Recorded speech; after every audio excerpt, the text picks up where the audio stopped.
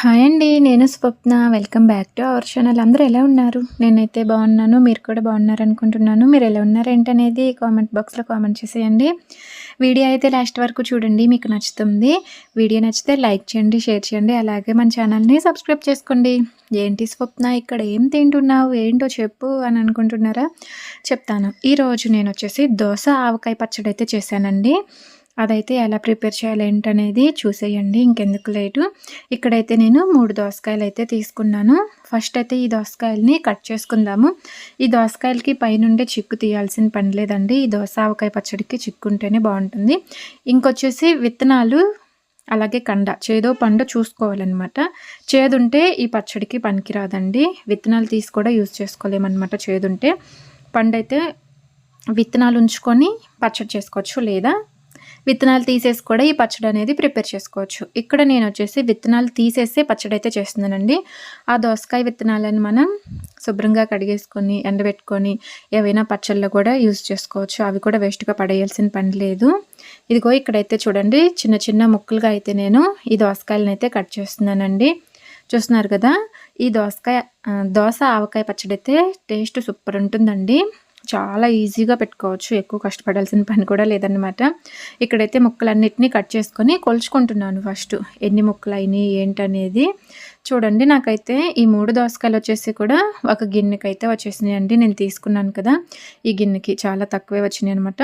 తక్కువ క్వాంటిటీలోనే పెడుతున్నాను. ఎందుకంటే ఇప్పుడేనమాట నేను దోస ఆవకాయ పచ్చడి పెట్టడము. మళ్ళీ ఎలా ఉంటుంది ఏంటో అనేది చూసి తర్వాత పెట్టుకుందాంలే అన్నట్టుగా ఇలా అయితే పెడుతున్నాను. ఫస్ట్ ఇందులోకి ఉప్పు అయితే తీసుకుంటున్నానండి.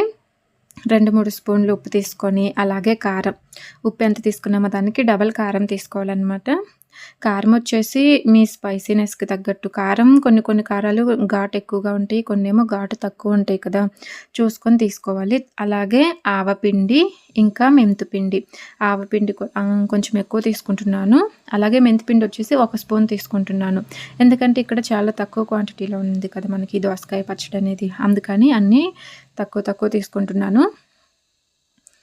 ఇంకా ఇక్కడైతే మొత్తం ఒకసారి కలిపేస్తున్నాను. ఫస్ట్ వీటన్నిటికి ముక్కలన్నిటికీ పట్టుకునేటట్టు కలుపుకోవాలండి. ఫస్ట్ టైం పెట్టుకునేటప్పుడు మనం కొంచెం తక్కువ క్వాంటిటీలో చూసుకొని పెట్టుకున్నామంటే నెక్స్ట్ టైం ఎంత పట్టుద్ది ఏంటనేది ఖచ్చితంగా మనకి కొలతలు అనేవి అర్థమవుతూ ఉంటాయి. ఒకళ్ళు చెప్పాల్సిన పని లేకుండా మనమే ఇలా ఫస్ట్ చేసుకునేటప్పుడు కొంచెం తక్కువ క్వాంటిటీతో ఎంత పడుతుంది ఏంటనేది చూసుకొని చేసుకున్నామంటే నెక్స్ట్ టైం కొలతలతో చక్కగా పక్కా కొలతలతో పెట్టుకోగలుగుతాం అనమాట. ఇదిగో ఇక్కడైతే ఆయిల్ తీసుకుంటున్నాను. ఆయిల్ అయితే పావు గిన్నె తీసుకుంటే సరిపోతుంది. పావు కంటే కొంచెం ఎక్కువ తీసుకొని స్టవ్ మీద అయితే బండి పెట్టి అందులో అయితే ఆయిల్ తీసుకున్నాను. పోపు దినుసులు, ఆవాలను, జీలకర్ర మాత్రమే వేసాను. ఇంకేం వేయలేదండి. ఆవాలు జీలకర్ర వేసుకుంటే సరిపోతుంది. తర్వాత ఎండుమిరపకాయలు అయితే వేసాను. అలాగే అల్లం వెల్లుల్లి పేస్ట్ అయితే కొంచెం వేసానండి. ఇంకా ఇంగువ కూడా వేస్తున్నాను. ఇవన్నీ వేసి చక్కగా వేగిన తర్వాత స్టవ్ ఆఫ్ చేసుకోవాలి. ఇక్కడ నూనె వచ్చేసి నేను పల్లీల ఆయిల్ అయితే తీసుకున్నానండి. వేరుశనగల నూనె ఉంటుంది కదా అది. అలాగే వెల్లుల్లిపాయలు కూడా వేసాను. చూడండి ఇక్కడైతే చక్కగా పోపు తీసుకొచ్చి ఇక్కడ మనం ముందుగా కలిపి పెట్టుకున్న పచ్చడి ఉంది కదా, అందులో అయితే వేసి చక్కగా కలిపేస్తున్నానండి. చూడండి చక్కగా అయితే ఈ విధంగా కలుపుకోవాలి. చిటికెడు పసుపు కూడా యాడ్ చేసుకోవచ్చండి మీకు ఇష్టం ఉంటే.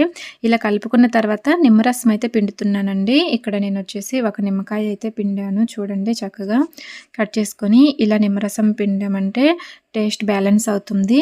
చాలా బాగుంటుంది పచ్చడి వచ్చేసి. చూడండి చక్కగా ఇలా కలిపేస్తున్నాను. తర్వాత మళ్ళీ మనం ఈ దోస ఆవకాయ పచ్చడి వచ్చేసి మనం ఈరోజు మార్నింగ్ పెట్టుకున్నామంటే ఈవినింగ్ కల్లా తినొచ్చండి. ఈవినింగ్ పెట్టుకున్నామంటే రేపు మార్నింగ్ కల్లా తినొచ్చు. ఈ పచ్చడిని మనకి అప్పుడప్పుడు చూస్తూనే ఉంటాము. ఫంక్షన్స్లో కూడా పెడుతూ ఉంటారండి. ఈ దోస ఆవకాయ పచ్చడి ఎక్కువ రోజులు మాగాల్సిన పని లేదనమాట. అప్పటికప్పుడు తినేయొచ్చు. చూడండి ఇక్కడైతే చక్కగా పచ్చడి అయితే రెడీ అయిపోయింది కదా. ఇదంతా అయితే నేను ఒక బాక్స్లోకి అయితే పెడుతున్నానండి. చూసారు కదా ఎంత సింపుల్గా నేనైతే దోస ఆవకాయ పచ్చడిని ఎలా పెట్టాను. ఈ మొత్తం బాక్స్లోకి పెట్టుకున్నాక ఒకసారి నేను తిని కూడా టేస్ట్ చెప్తానమాట. మనకి ఒకసారి టేస్ట్ చూసుకొని ఉప్పు కారం ఏమన్నా తక్కువ అనిపిస్తే మళ్ళీ కలుపుకోవచ్చండి. ఎలాంటి ఇబ్బంది ఉండదు. ఇప్పుడే కలుపుకోవచ్చు అనమాట. చూడండి ఇక్కడైతే ఇది పక్కన పెట్టేస్తున్నాను. ఇప్పుడు ఇందులో అయితే ఇంకా కొంచెం ఉందన్నమాట. ఇది ఒక గిన్నెలోకి తీస్తాను. ఇదైతే రేపు మార్నింగ్ తినేయొచ్చు అనమాట. ఇది వచ్చేసి నేను ఈవినింగ్ పెడుతున్నాను. ఇదంతా గిన్నెలోకి తీసుకుంటున్నాను. తర్వాత నేను ఇందులో కొంచెం అన్నం అయితే వేస్తానండి. ఈ గిన్నె పక్కన పెట్టేసి అన్నం వేసి కలుపుతున్నాను అనమాట.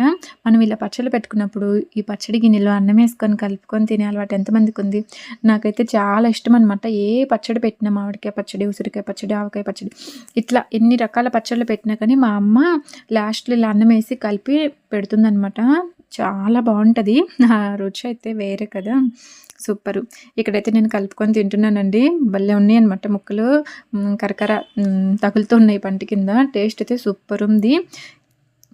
మీరు కూడా ఒకసారి ఖచ్చితంగా ట్రై చేసి మీకు ఎలా కుదిరింది ఏంటనేది కామెంట్ బాక్స్లో కామెంట్ చేయండి. ఈ వీడియో మీకు నచ్చితే లైక్ చేయండి, షేర్ చేయండి, అలాగే మన ఛానల్ని సబ్స్క్రైబ్ చేసుకోండి. Thank you for watching. మరొక మంచి వీడియోతో కలుద్దాం. Bye bye.